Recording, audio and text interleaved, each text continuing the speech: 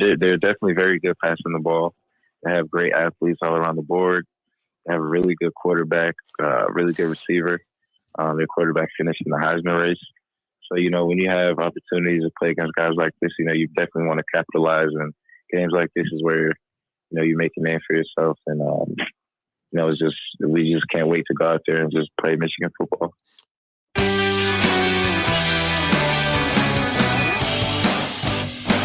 Well, good afternoon, everybody. That right there, Mike Sainristill, number 0. Captain, 5'10", 185 pounds from Everett, Massachusetts.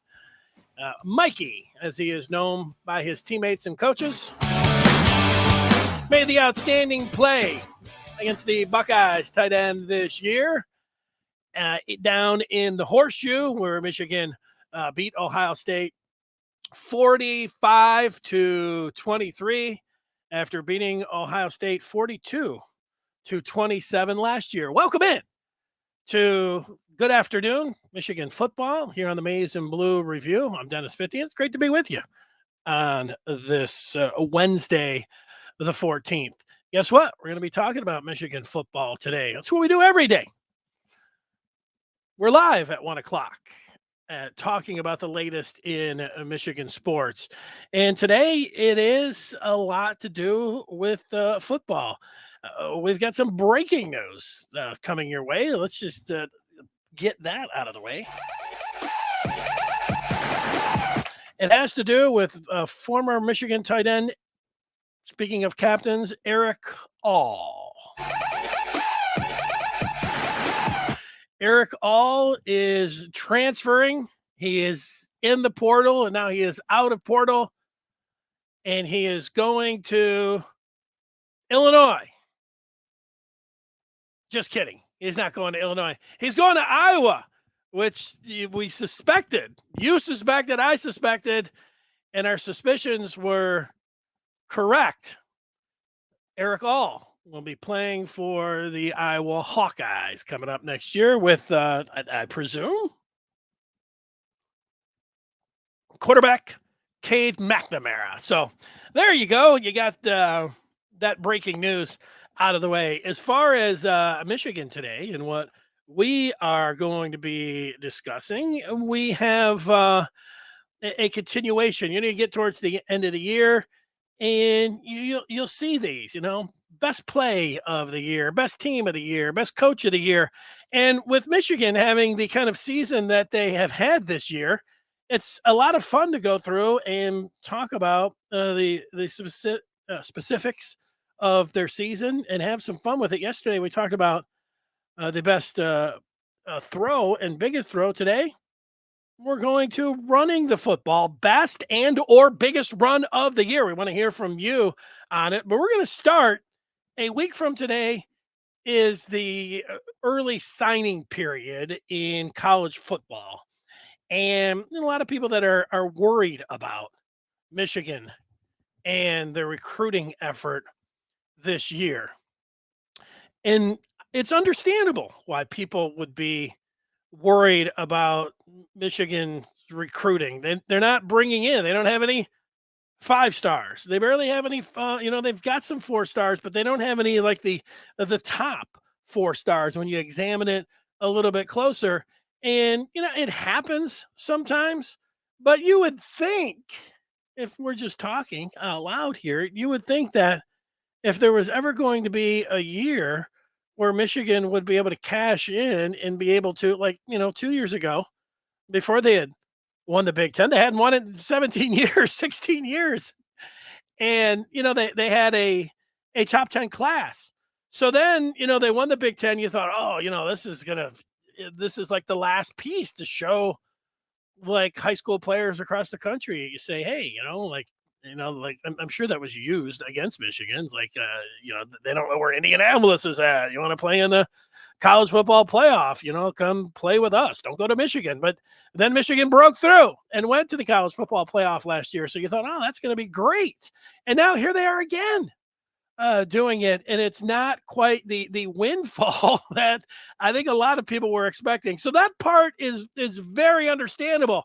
It's like, what's Michigan got to do to go out there and to put themselves into the top 10, into the top 5. This is what I thought they needed to do. That was win the Big Ten and win it, as Brady Hoke would say, multiply. Win it more than one time. And so not doing that, it is a little bit bizarre. But I'm going to look at why I think that, and if you listened to me last week, I said I'm not that worried about the situation here. So why wouldn't I be worried after just saying all that? And Michigan right now, if you look, their class on Rivals, I just looked this morning.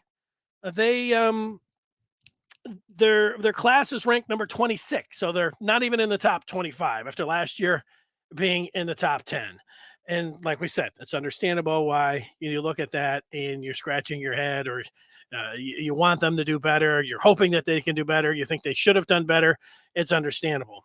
Well, one of the things of the reason not to worry is that in Jim Harbaugh's 8 years, he has also had a class that was similar to where this one sits right now. Now they can move way up if they grab some players. I don't know about getting into the top 10, but could they certainly get into the top 25? Obviously they can if they're sitting at 26, top 20, top 15. It depends who they add, how far they end up over the next week, flipping guys, whatever.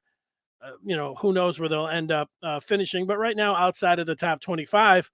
But if you go back to the 2018 class, it's one of these things with Harbaugh that was a wobble. Michigan had done a very good job. Remember, they landed the one of the biggest recruits ever, certainly the number one recruit that one year when they got Rashawn Gary, and they have pulled in 5 stars, not to the tune of Georgia, Alabama, Ohio State, and Clemson, but some. But you look back to the 2018 class. And that was a class that was ranked number 24. And out of that class, there are a number of the players that were pivotal in Michigan's run, not only this year, but last year. And you look through it and you say, wow, that guy, that guy, that guy, that guy. And a host of those players were 3 stars. So that's one reason not to worry. Michigan, they're identifying their players, and maybe they didn't think that they were sitting there at 24. Maybe they thought they had a top 10 class, because if we looked at it now, the 2018 class, you wouldn't say that it was, if we were ranking them now. And they always say that, like you'll hear that over the next week. You say, well, we can't know anything about these recruiting classes until 2, 3, 4 years. Well, then in 2, 3, and 4 and 5 years, nobody goes back and then ranks them. Like Texas A&M had this great, and Miami had these great classes that they were out there paying for last year, but half of their classes are now in the portal. So were they really? Did the Aggies have the number one recruiting class last year? They did, but where would it sit right now? Would it even be in the top 25? Like, where would the Canes class be, or Florida, who did a pretty good job? And I'm not like sitting here like, oh, Michigan's so smart and they got it all figured out. I'm not. I'm just saying that we always say that you got to wait, 3, 4 years to rank these classes and then figure it out. But then we don't really do that. And then if we do, and you look back and you say, well, this isn't really a big reason to worry, because, Michigan, the experts are great. And we use it as a guide to see, what kind of players that they think that Michigan got. But you go back and look, and, maybe Michigan thought they had a lot better class than the experts thought that they had. So, that's one reason I would say not to worry. The other one, and I think this is the best one, and it's Jim Harbaugh. Now, not that, Jim Harbaugh has every single thing figured out or whatever else, but where Jim Harbaugh is sitting right now, probably at home with his feet up, maybe calling some recruits. Maybe he's in his office showing I don't know what he's doing. But I mean, right now, figuratively, right now, Jim Harbaugh has the most power that he has ever had when it comes to being a coach. And it's pretty obvious why, like the position that they're in, getting ready to go to the college football playoff. The only way that he could have more power is if he beat TCU and then won it all. He would have even more power. It would be, he would be the most powerful coach in all of football. That's not an exaggeration. Nick Saban's Nick Saban's pretty powerful, and he is number one right now. But the latest coach to win the championship, that's the guy that's got a lot of power. And the power in the North, and the power that Jim Harbaugh would have, Jim Harbaugh could say, I want $100 million. He could say that. And Michigan would have to give it to him. Jim Harbaugh might say, I want $125 million. I know those things sound crazy. I know. Jim Harbaugh might say, I want $125 million. And Michigan may have to go out there and give it to him if they want to continue on. So if Jim Harbaugh is looking at the lay of the land in recruiting, and he's not getting the players that he knows that it's going to be necessary, whatever his system is and ranking or anything else, if he goes out there and says, I'm just my sales pitch of transformative over transactional is not working. Well, Jim Harbaugh, he just needs to tell whoever. He doesn't have to come out and say it at a news conference, but he needs to tell who. Let's guess. Who? What are you, an owl? No, you know who he needs to tell. He doesn't have to write the North Pole. He just needs to write down at Main Street. Santa. He needs to tell Santa, and he needs right there on State Street to tell Ward Manuel, his athletic director, and he needs to tell his president. And they need to go to the regents and say, look, we've got a pretty good thing going right now. No, wait, scratch that. Let me step back. We've got a great thing going right now. You know that stadium that we can all see over there that fits 110,000? And you got all the luxury boxes and everything else. You want those jam-packed? You want those full? But everybody excited about a back-to-back Big Ten winner, and you want to keep it going? You want to keep this thing going? You want the fun to continue? The excitement in Ann Arbor to keep going? You know what you do? Whatever Jim Harbaugh says. And it sounds a little bit like, but I think we all know we can cut through it. If Jim Harbaugh wants $125 million, he gets it. If Jim Harbaugh wants to find a way to get players where, they tried it this way, the transformational way, and the winning takes care of everything way, it seemed like actually a pretty decent plan. Now you can say, wow, you're really banking on winning. Well, they did it. Here they are. And I'm sure Harbaugh I'm sure he's a little frustrated. I would think that he would be frustrated when he's calling up some of the best players in the country and saying, hey, actually, what I said a couple of years ago, who's got it better than us? It's actually, that was just a saying. I was just, that was just throwing that out there. But actually right now it's true. Nobody has it better than Michigan. And Harbaugh could be on the phone saying, nobody has it better than us. And the 5-star would say, I want a guaranteed $300,000, Jim. Jim's, oh. So actually, places in College Station out of Texas, they actually do it. When it comes to getting those signing bonuses, there's a lot of teams that have it better than Michigan, but everything else. So if Harbaugh, that's the reason, as I sit here and said, I am going to allow, you are too, give him a break. He's tried to go at it this way. They have died on this particular hill, but look at everything else. Nobody's got it better. And Michigan is sitting here like with Jim Harbaugh going back to back. You look back to the class, he had that wobble. And, they've had a good start in 24. That's why I say a week out from the early signing period, which is the bigger one, than February 1st, National Signing Day, because all the big fish have landed,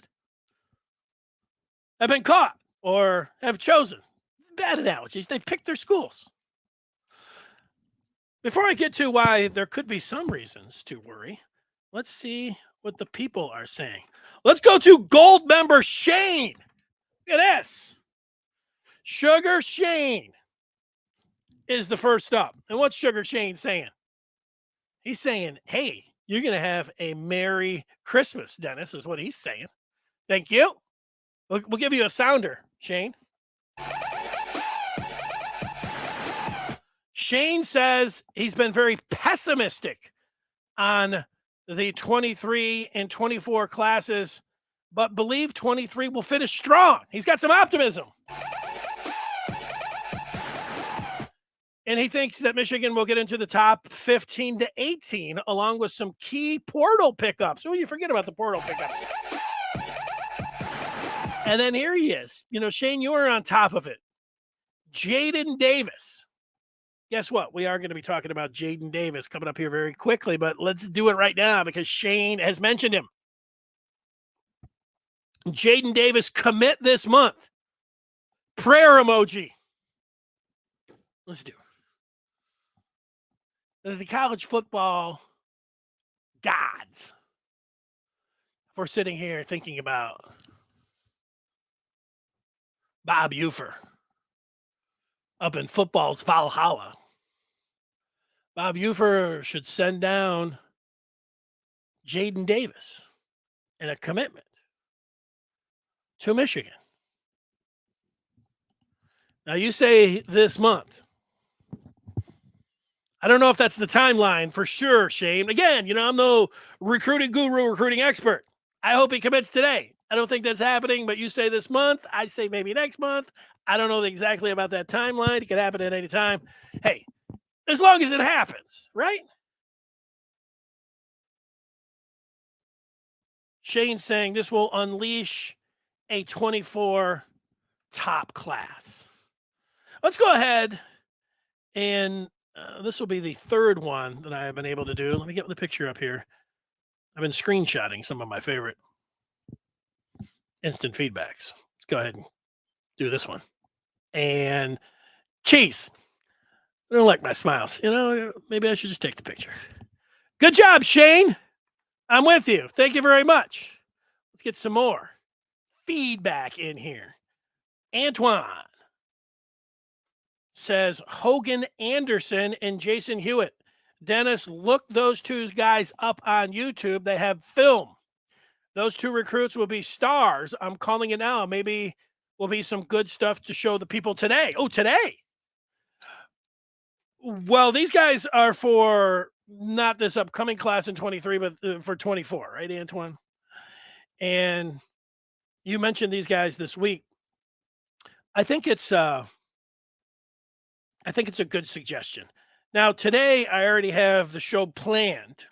I put some preparation in before it comes on, I would like to watch it a little bit and then be able to put it in a package that would be very deliverable to everybody, the watchability, and for the broadcast where everybody can say, hey, take out the best and look at it. But yeah, we'll look at that film. I promise, Antoine, that over the I don't know, we're mowing on up to New Year's Eve. We got a football game, and we got the early signing period for 23. You want to come over the top with 24? Okay. I promise I'll get to those. I'm going to try to next week. If I don't get to it next week, and I'm sitting over here, and it sounds like I don't know or I don't have anything to talk about, you come back in there and say, hey, when are you going to watch the Anderson and Hewitt film? But I like suggestions, Antoine. It's Michigan football. It's recruiting. I think everybody would like it. It's a good suggestion. Thank you. Let's see what Travis is saying. Well, he's citing our competitors. And so while I appreciate what they all do and everything else, Travis, I'm not really about, throwing those guys, any publicity. Antoine says Michigan may not be getting the 4 or 5 stars, but you have to remember those players only stick around for a year or two. Michigan doesn't have large turnover to deal with. Well, you mean transferring out? I mean, like the idea is to be able to get a 5-star. You have to stay for at least 3, Antoine, before you go pro. But you're saying, bolting to the portal, that factors in. Let's just be, let's see, try not to say, let's be honest. I want to be honest all the time. What would be best for Michigan is if they had the plan that they have and how they're producing on the field and the projections of their recruits and the way they're bringing them in and the way that they're developing. All of that's good. But if they could mix in some, high caliber type recruits, they don't need to put out a Texas A&M. They don't need to actually literally, back up the Brinks truck for these guys and hand these guys the bags of cash like Texas A&M and Miami and what Michigan State thought that they were going to do. Like, we'll just pay these guys. There's a little bit more to just coming out and writing the biggest check. Texas A&M, what do you want? Oh, you want 100,000? Here you go. Miami, you want $1 million? Here you go. Michigan State, it's like, we've got this rich guy. We're not telling you how much money they're donating. Even if you ask with the Freedom of Information Act, we're going to make you, file a complaint and go through this rigmarole and everything else when you could have just released the information. But no, Michigan State, it's not working for them either. You need a more complex plan than just writing the biggest check. But I think Michigan, if they had selective payments, that's what I'm hoping for. I'm hoping for selective signing bonuses. And I know that's, against the rules, the Michigan rule, not against what if everybody else is doing it and Michigan's not, here's T. Smith, who says, the best news for Michigan fans is that OSU's recruiting is down. In 21, OSU landed 7 5 stars. Now they're only getting 1 or 2. Yeah, I saw Ohio State complaining about, it sounded like, I know it's weird to say, it sounded like Michigan fans. What about name, image, and likeness? We can't compete with the SEC schools. We can't compete with Florida. We can't compete with Texas A&M. They're paying too much money. That's my whining Ohio State fan voice. Yeah. Well, I guess that is good news that they're not getting 5 or 7 5 stars. They're down to like 1 or 2. Sam's out here praying. Yeah, let's pray, Sam. Let's pray. This is a smiling emoji from Sam, which I appreciate. Let's get to Mark, who's weighing in on Michigan recruiting a week away from the early signing period. He says, I don't see any university sending donors directly to the players. I don't see any university sending donors directly to the players. It will be like the NHL in the Gordie Howe era, or MLB sitting players in September close to hitting bonuses. Going back to Black Sox movie lore. Owners, for signing bonuses and things like that, and sitting guys so they don't get their bonuses. Yeah, you do that. And the thing that you don't, I hear what you're saying, but the reason that you don't want to do that, if you're a college, if I was sitting in there and this was presented to me, I'd say, you don't want to have a bad reputation with high school coaches and with high school players. If you come off as sitting players down to save a couple bucks, they're not going to go to you. They don't want to go to you. Jacksonville Jaguars a couple years ago, they were doing some stupid things with their players, trying to, hide some bonuses or some cut some players. I mean, that happens, but they were trying to cut them when the injuries had already happened that they should have covered. And the NFL players were like, we don't want to go to that hellhole in Jacksonville. These guys are the cheapest MFers out there. Do you think they're going to be able to sign? And then Jacksonville did some PR and they were able to work back from it. But you don't want that kind of bad public relations, Mark, if you're a college and going on the cheap or something like that. Here's Shane again, Sugar Shane. This time he's highlighted in blue. Jaden said his time frame was year end, for your information. Ooh, I like it. I like Shane when I come at him with I'm not sure your time frame is correct. He comes back at me like, no, I think my time frame is correct. Shane does not go back on what he had to say about Jaden Davis's a time frame and projected to recruit. It was something that I saw earlier, just to be honest, Shane, as I was looking at the Maize and Blue review. And it actually was not a reporter. It was from an outstanding member of the Maize and Blue review who said that the timeline had moved back. So I have not been able to, confirm, I guess, or deny, the Davis timetable of commitment. Just that somebody said not so fast. But I appreciate you coming back and also sticking to your guns. And I also know, man, when I get into talking about recruiting, I like recruiting, I follow recruiting, but you guys, there are people, you call yourself a recruit, Nick. You know more than than everybody. I mean, it is like I've made this analogy before. I'm going to make it really quickly here, and I'll get some more feedback, and then I'll go into where I think the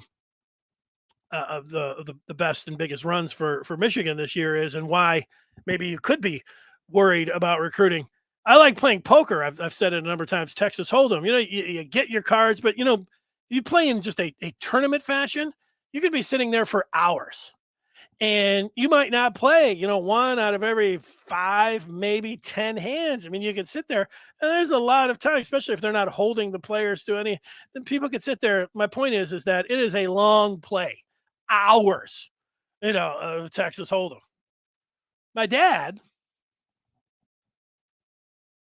did not like Texas Hold'em.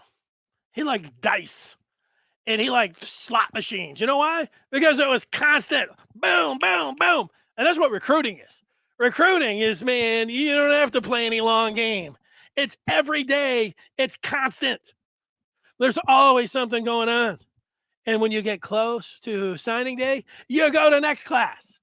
You're already, and now, and we see it now.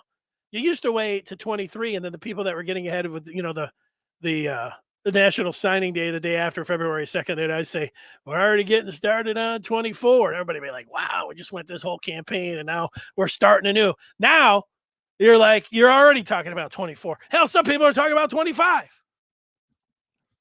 I like it. Let's get back to it here. Venice has not liked Mike Hart's recruiting running backs. Well, I think that we have to wait and see about CJ Stokes. I think the jury is out just because somebody, isn't the greatest thing ever as a running back. And I know, I don't know, does Hart not get credit for Donovan Edwards because what was Hart not the running backs coach? And then so we're just talking about Stokes. I mean, what if Cabana ends up being like this outstanding running back, or didn't they get another one this class from Georgia, Benjamin Hall, and then he's getting moved up. He's a 4-star. I mean, what if Hall or Cabana? I mean, I don't know if that's fair or not. Venice. I think that you're not the first person that I've seen say this, but I don't think that's fair. And look, the recruiting part, I mean, does Mike Hart get any credit? I think he does. I'm going to spoil my my question. Mike Hart gets some credit for having Blake Corum run like a wild man this year and have himself in position to win the Heisman Trophy. If he wouldn't got hurt, he'd have had a hell of a chance at winning it. I'm going to give some credit to his running back coach, Michigan Mike Hart. Great job, Mike Hart. I'll give him a pat on the back. Oh, yeah. And when he goes down, what about his backup? Oh, he's a 5-star. Okay. Did Mike Hart have anything to do with the development of Donovan Edwards? I'm going to go ahead and give him some credit. I mean, he's had 2 of the greatest running backs of all time under his tutelage. Like, let's not be looking down and like, hey, Benjamin Hall's not a 5-star. I mean, these 2 guys are 4 stars. Take it back, Venice.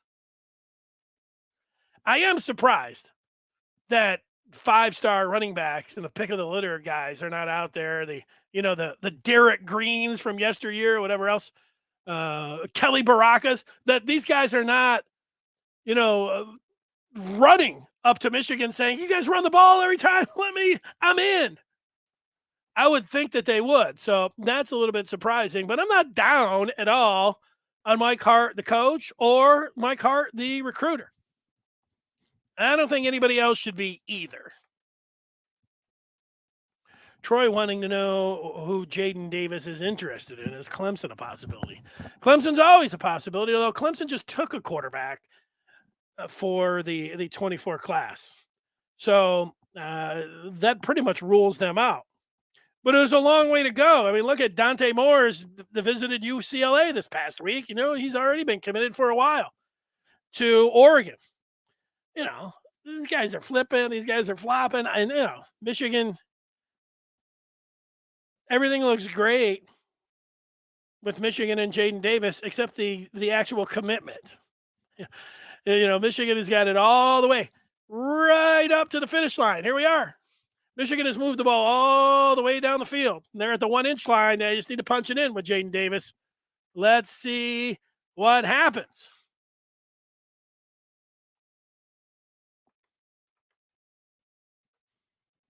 Dennis wants Hart to step it up. Okay. Ohio State is complaining a lot about name, image, and likeness. That's right. Jay gets the credit for Donovan Edwards, not Mike Hart. Well, he gets some credit for his development this year. Let's just do it. Let's give him the credit. AJ saying Michigan has never been a high-level 4 or 5-star recruiting school because of its academic standards and rules. However, I believe Michigan's development is the best in the country. Well, I would say as of late, and where are you at if you're not as of late? I would say recently, all of the things that you had to say there is right. It was only 2 years ago that I could sit around and complain about Michigan's development with 5 stars. I could complain about Michigan's development with quarterbacks. And I could complain about Michigan recruiting all over the place. Right now, I don't have any complaints about it. That's where it's going back again to my position of not feeling all that bad about where Michigan sits with the week to go before early signing period. Mark says, Northwestern, Rutgers still get an equal share of the $7 billion for losing. What is the real return and who captures it? Billionaires want value for money. I don't see Mel Tucker sharing his money with the players or coaches. You want the return on investment from donors. I don't know. There's a good point to it. My opinion, and I say I'm not going to drag everything out and talk about NIL, but here I am talking about recruiting, and NIL is a factor, and there's the question about it. I said yesterday, and I'll say it again, I think there's a lot of people, when they talk about name, image, and likeness, no matter how much money they have, they just expect that people with more money are going to take care of it. I don't know, you can make 6 figures, you can have $1 million in the bank, but you're not like, yeah, I'm not contributing to Michigan. You already give to charitable, you already make contributions to a lot of charities. You pay big money for, Michigan tickets and merchandise. You're maybe putting your own kids through school, and you're saying, I'm not coming over the top and giving thousands of dollars for the players. I'm going to let the millionaires do that. Well, I got news for you. The millionaires for Michigan, and there's a lot of them out there.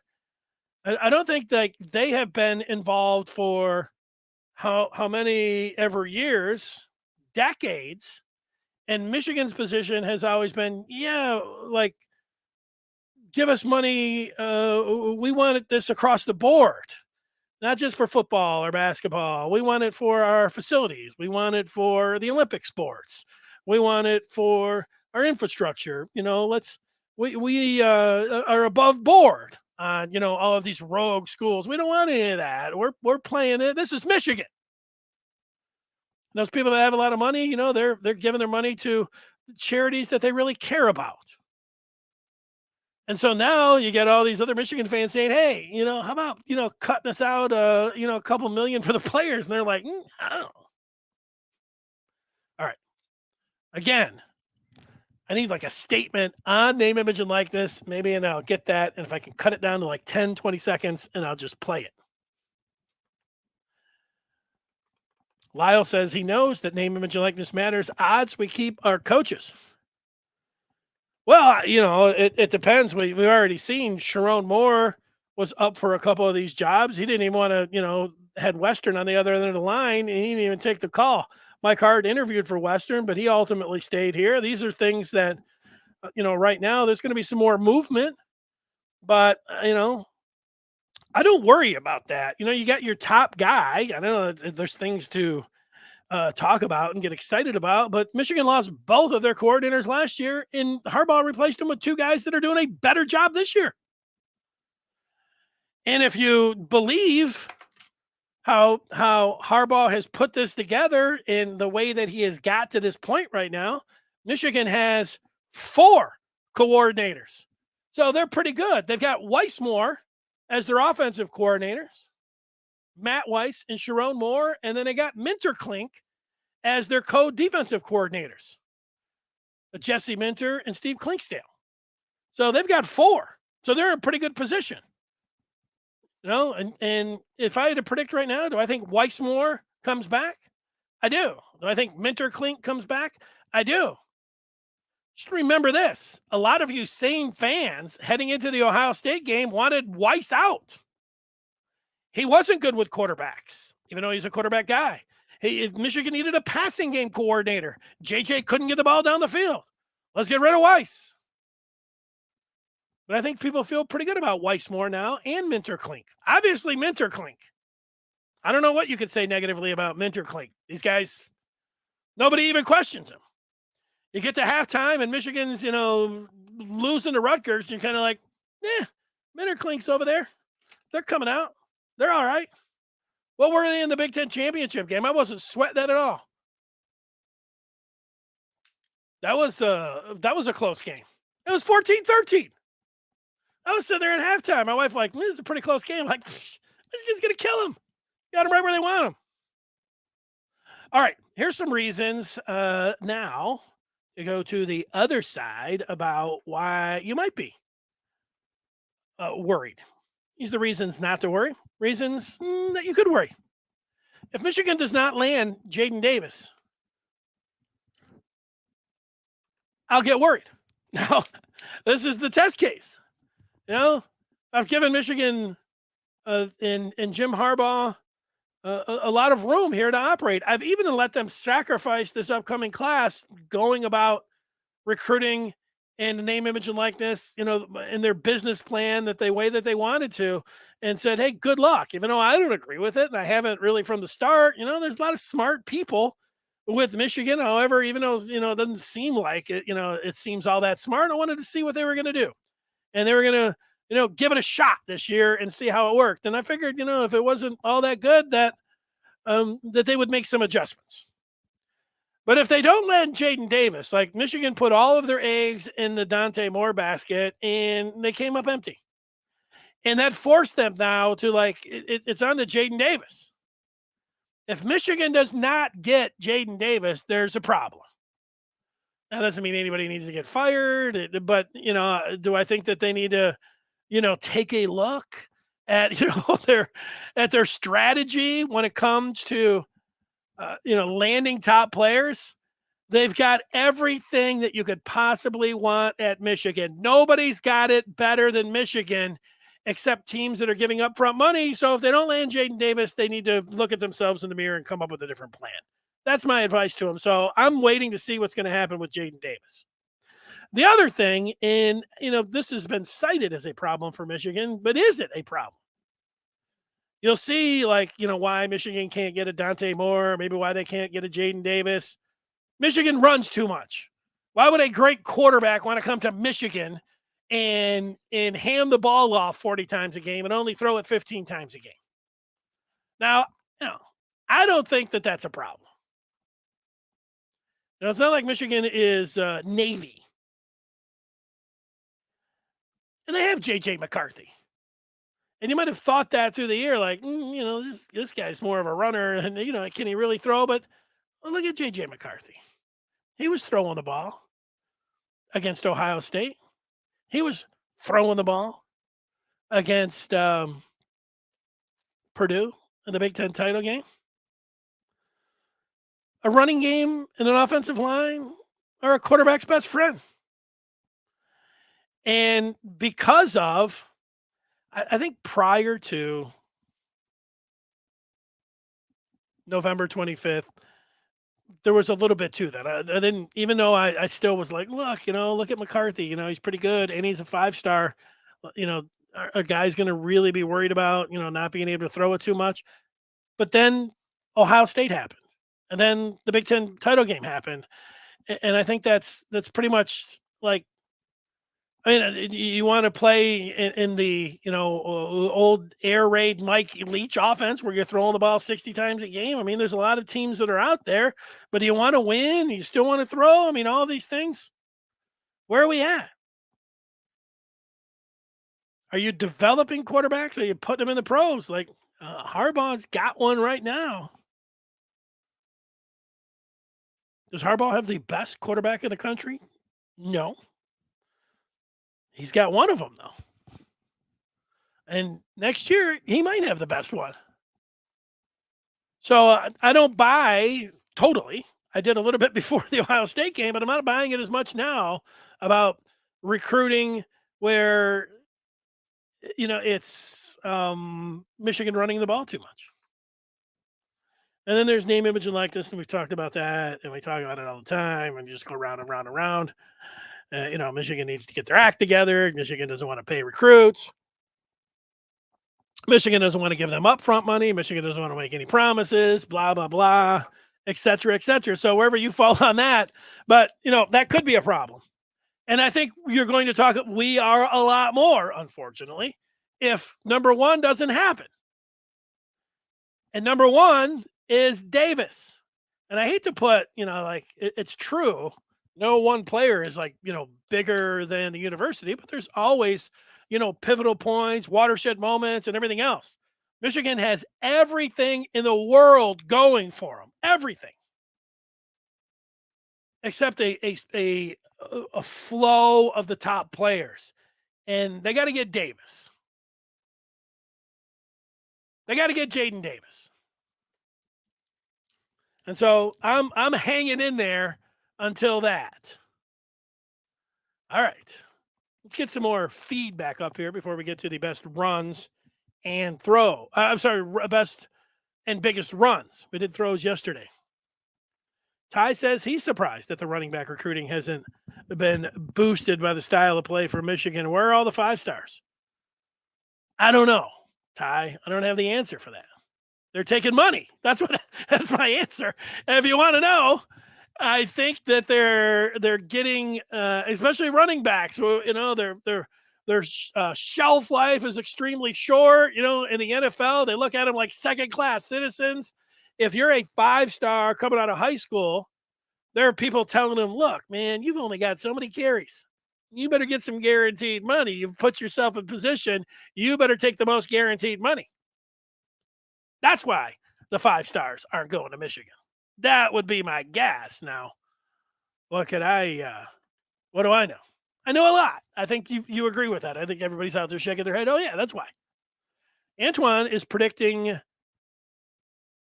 in the future, Michigan will start getting a bunch of Olus walking through the door. Well, it's a nice prediction, as much as we talk about the transfer portal, but there was no better transfer out there in college football this year than Oluwatimi, and Michigan did land him, so that was great. And then on the defensive side, late in the game, Michigan was able to get Okie, who also, and he's coming back next year. That looked like a major land out of the portal. So I hope your prediction is correct, Antoine. Mark is making, let's just read it here. He says, only about 35 colleges make money on sports. The rest subsidize it. This will cut half of them. Easy to spend someone else's money. Look what you have to do for money. Money, yeah, there's a lot of money. I don't know. There's really, I think there's, we say 35. Let me think about that. Well, the amount of money that the Big Ten gets from just their TV money for the Big Ten network is pretty substantial. It was 50 million, and is it like 70 some odd million now? And I know that's not all football, but let's be honest, it's mostly football. So there's 14. How many teams in the SEC? So then, maybe 35 is about right. Maybe 35 is about right. Yeah, here's more Mike Hart slander. Yeah, I'm just not really, Venice. I like your and Ty. I like you guys contributing and everything else. And you guys aren't in a club of one. I see people criticizing Mike Hart and his recruiting effort all along, all the time. But it's just not where I'm at. I'm on the other side of that with you guys. I like Mike Hart as a coach. And I think what he did this year, you guys are not giving him the credit. And then he's got two guys. And it actually, he's got Stokes. And look at when Edwards and Corum were hurt, who do you think had Isaiah Gash catching that on fourth down? Was Mike Hart not getting any credit for that? It was a running back. Wasn't it Hart? After the kid dropped it, then he came over and said, look, we're going to give you another crack at it. If Hart didn't think so, he would say, let's not go to Gash. Oh, yeah. What about one of the greatest surprise trick plays in Michigan history that took place in their best drive of the year? And I'll say one of their best drives in the history of Michigan football. And it's not overstating it. That was the drive that took place at the end of the third into the fourth quarter with a 4-point lead down at Ohio State this year. 15 plays, 81 yards, 751. You know what Michigan did on a third down? We talked about it for 10 minutes yesterday.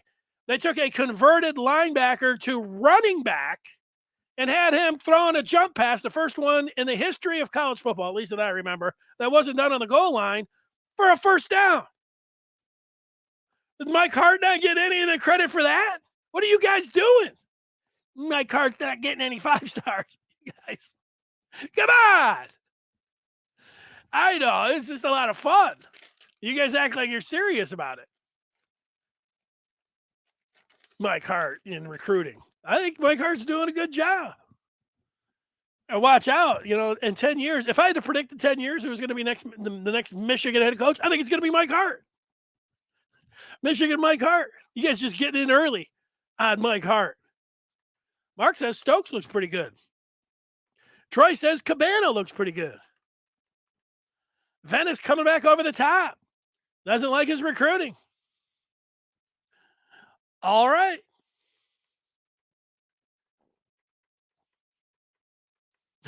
Venice doesn't think Hall's a 4-star. He's dropped off. Smiling emojis. Well, maybe Mike Hart can't give running backs who have the shortest lifespan of any football player, and the 5 stars are all being told that, and they're saying you better take the upfront money regardless of everything, whether you like school, whether you like anything, you take the money now. Don't you think that's being said to them, Venice? So, you want to criticize Mike Hart and his recruiting effort? Go ahead and go right to the top. And then you go to Harbaugh, you go to the athletic director, then go to the president. Because that's the hill they're on. If you find Santa, say, hey, Santa, running backs, their average lifespan, they're completely disrespected in the NFL. Remember Mel Kiper a couple of years ago? I would never take a running back in the first 3 rounds. These guys are a dime a dozen. Meanwhile, San Francisco's out there, trading the mother load for Christian McCaffrey. I don't know. I still think they're pretty valuable, but their average length of their career, because of the punishment that they take, these guys are not the kids in high school that are getting the stars. They're taking the money. Like quarterbacks are taking the money too, but I could get it more of the quarterback because, the development of a quarterback. I think the quarterback understands the quarterback is going to make so much more money than everywhere else. You go to a place like Michigan, how much money is J.J. McCarthy, actually going to make in the offseason this year? He's going to make, I don't know. Throw a number out there. $10 million? It sounds crazy. 125 for Harbaugh, 10 for J.J. Mike Hart's offering, hey, you the 5-star recruit. Venice wants the 5-star recruit, and the 5-star recruit's like, well, I'm going to need. We're getting 500 from USC, 500,000. Mike Hart's, offering them in 3 years. I don't know what he's offering them. You guys got to look a little deeper. Come on, Venice. Venice is not high at all on Benjamin Hall. Michigan found Corum and Charbonnet.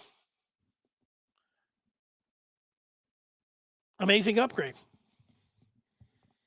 Yeah. A little recruiting argument. I like it. Let's get to our next thing. And that is, I want to hear you look back at this season, the best and biggest runs from Michigan. First, I want to tell you about the Maize and Blue Review. And yeah, you want to act like Santa Claus for yourself? Give yourself the gift of the Maize and Blue Review this holiday season.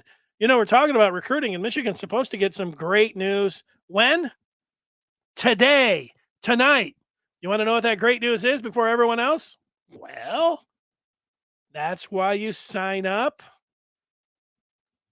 to the Maize and Blue Review.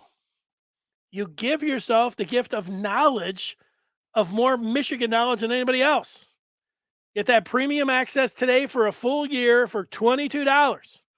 Use the code MBR Holiday. That is MBR Holiday. Okay, let's get to this video. This is, as I can get to it. I thought I had it blown up, but I don't now. Let's see if I can get it there. Take me a second. Bring it back here. Bring it back. So, the reason, usually you don't like ties, and I put on, Michigan best and biggest run, because I think we would all agree it's going to be one or two when you talk about biggest runs for Michigan. And yet it gets back to Michigan's 2 great running backs that they had this year. Corum had a lot of great runs. This first drive down at Bloomington, look at the move he puts on here. He's got like 3 or 4 guys that have 1, 2, runs through them, 3, 4. I'm going to count them again. 5, 6. And they said he was down at the 1, which was terrible. I counted 6 missed tackles. Let's do it again. 1, 2, 3, 4. Yeah. And this guy, is this a missed tackle? This guy get a hand on him? No, he doesn't even get a hand on him. So 5. I don't know. Number 1 didn't give much of an effort there. To me, this is the best run of the year for Michigan. But, Corum, I could put another 5 runs on the board. And you can say, well, what about that one? What about that one? And you're going to be right. The point here is that Blake Corum had a lot of outstanding runs this year. He really did. And let's remember this. I've already said it once, but I'm going to say it again. Blake Corum was damn near, was that close, to winning the Heisman Trophy as a running back. If he didn't get hurt against Illinois, he would have had a shot. You want to say he had a 50% shot, 40%, whatever it was. He had a pretty good shot. 50% shot's pretty good. I don't know. Would he have run for 200 yards against the Buckeyes? He could have. If he was healthy. Look at this dude. I never get tired of watching Blake Corum. He's great. And so I thought that was Michigan's best run of the year. First drive against Indiana, jump cut, slither, cut again, into the open field. Are they going to catch him? Nope. Tell me where he's down. Does his knee hit? Hey, that's stupid that they called that down. Is the referees. But guess what? They gave him the ball on the very next play, and he went in for a touchdown. Did Mike Hart. So that gets us to the biggest run of the year. And I think we're all going to agree on where, this one. And for that, I'm going to put it up on the screen. I think that it's going to be in the Ohio State game. And it's one of two runs. You want to pick the run from 75 yards, or do you want to pick it from 85 yards? I think you can make a case. You can make a case. I'm telling you, you can. You can make a case for both. And here it is. This is the one I picked because it's an 8-point game.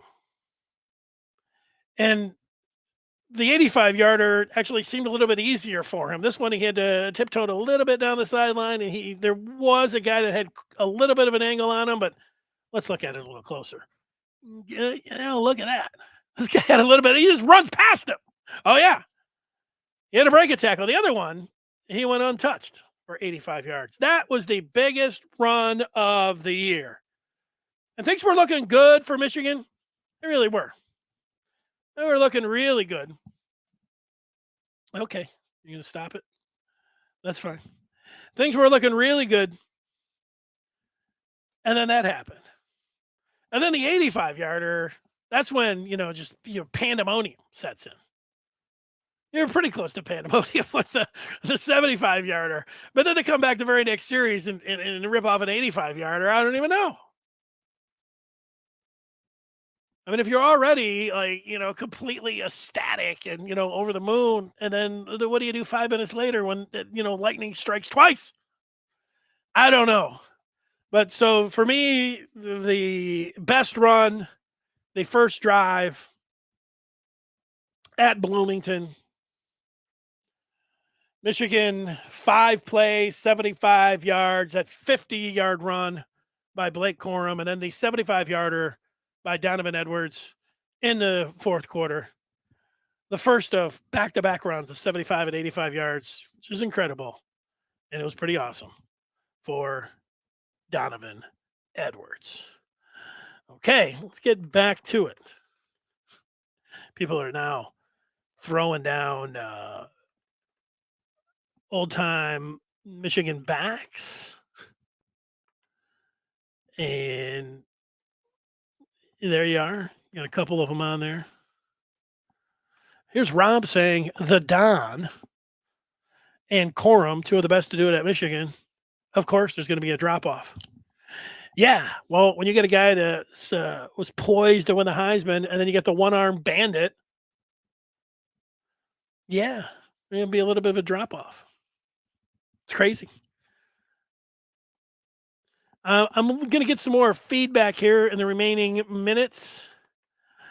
People, throwing some stuff out there. Venn is continuing to hang on where he's at. Here's Shane. Let's get to Shane. Shane's having a great day. So am I. Courtesy of Shane. AJ, 5-star. JJ, 5-star. Dono, 5-star. Wide receivers are leading Michigan to the 23 and 24 title games. Who am I thinking of? Who's WJ? I'm looking. I guess we have to look for the highest rated recruits. Is that what you're talking about? Should I be in on that one? Oh, Will Johnson. Give me a second. Come on. Come on, Shane. It took me just a second. I did get that. Yeah, Well, that's a good point. Jim Harbaugh knows that. And even if he doesn't agree with the ranking that he has right now, he's looking at some of these players and, he's laughing at, Venice or whatever. He knows. I mean, I don't know how many guys in the country, how many running backs in the country are you give that ball to. We'll do what Donovan Edwards did on those consecutive carries down in Columbus. And I don't know the way that Corum ran the ball this year. Corum's great. What a 1-2 punch, man! I don't know. Could I just sit here for 1 hour straight and say, "Oh man, Blake Corum, can you believe it?" And then pause for a couple seconds and be like, "Oh, Donovan Edwards, oh, woo, man, are you kidding me?" Now Blake Edwards, Donovan Corum, this thing was, and it really happened all the way through. I was going through because I was looking at drives for Michigan this year in their championship season. And here's a little hint. Michigan was really great on their first drive. Like, they scored a touchdown on almost every first drive, especially when JJ was starting. They didn't. It was kind of it was a foreshadowing of this year when you write the book, and if you go through, where does this book start? It starts with the very first series of the very first game against Colorado State.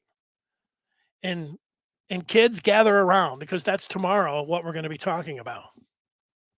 There was a winner take all quarterback Donnybrook that was put together by none other than Jim Harbaugh. Dana White, Don King, eat your heart out. You had 2 quarterbacks, a 5-star in this quarter, a defending Big Ten champ in the other. And the very first series, it started where there was an idea about what might happen. We will get to that coming up tomorrow here on the Maize and Blue Review. I will finish up. It's always good to get some people up here that we haven't heard from in a while. And we start with AJ, who says Michigan should be recruiting 4- and 5-star talent at running back. I covered that. I don't think they're going to be able to get him. Adam, I think once Okie gets a full year in Michigan's strength and conditioning program, he can be an all-conference edge guy. Well, you think Ben Herbert is going to be able to put some strength and conditioning on the Okie frame? I agree. I agree with this. Mike Hart will be head coach at Michigan someday. Here's Venice, who's had a very interesting day here on the Maize and Blue Review. Gash. He's got a bunch of emojis. I got news for you, Venice. Did you like this year being undefeated? Because if there was no gash, there was no undefeated season. Who are you throwing the ball there to? No gash, no undefeated season for Michigan. So you can take your emojis. I don't know what you want to do with them, but those are some crying emojis.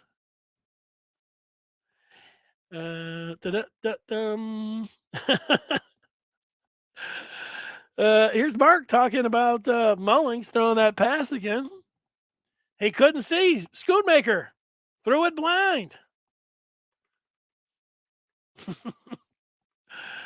All right. Let's see here. Here's Richard talking about Roman Wilson's video log from a couple of weeks ago, and it looked like he got an envelope full of money, and they were joking around who makes the most money. So somebody's getting money from somebody. Oh, yeah. I mean, these guys are getting money. I don't know. There's other teams I think are giving them more money. But these guys are already here. That's the thing. Like, it's good to get money while you're here. And Michigan, I think, is giving them great opportunities, and guys are making all kinds of money. And, that's the Michigan way. And I think these guys got a lot of nice envelopes and nice rubber band, stacks, rubber bands, whatever. Guys are getting paid. But we're talking about, the guys that have, and these are the recruits. Look at it. Does Michigan have any 5-star recruits? No. For this upcoming week? No. Do they have any highly rated 4-stars they're looking? No. Do you know why? The highly rated, the 5s and the 4s are all being offered big-time cash up front. And Michigan's not doing that. So it's going to take a very special type player to say, look, I don't want your $500,000. I'm going to wait a couple years. I don't know. It's hard. Venice is emoji game. Again, let's see if I know what all these are. Here's a crying emoji. I don't know. I don't know what that one is. Here's an emoji with blacked out eyes, and here's is that the transfer portal? I don't know. Here's one I've never thought about. Tom Brady for Michigan head coach. Bryant Williams, Sharon Moore for Michigan's next head coach. We could do a show one day. We'd just go down. The first time I ever heard Sharon Moore talk, and it was just a little news conference, Bryant, I thought, this guy's going to be a head coach somewhere one day. And could it be at Michigan? He's got a charisma, and he's got a presence at the podium. Those are hard things. Some people have it, some people don't. He's got it. Richard, Mike Hart, we were dueling. Oh, Venice finally he's saying something positive. He likes Sharon Moore as well. And you know why? Sharon Moore is a great, along with being an outstanding co-offensive coordinator and offensive line coach. And his offensive line won the award for best offensive line last year, and it's between them and Georgia this year. Venice likes that. He likes Moore as a coach, and Moore is a great recruiter. So Venice likes Sharon Moore as well. What if Sharon Moore, Venice, if you didn't think he was a great recruiter, would you say you'd like him also, or would you be like, no?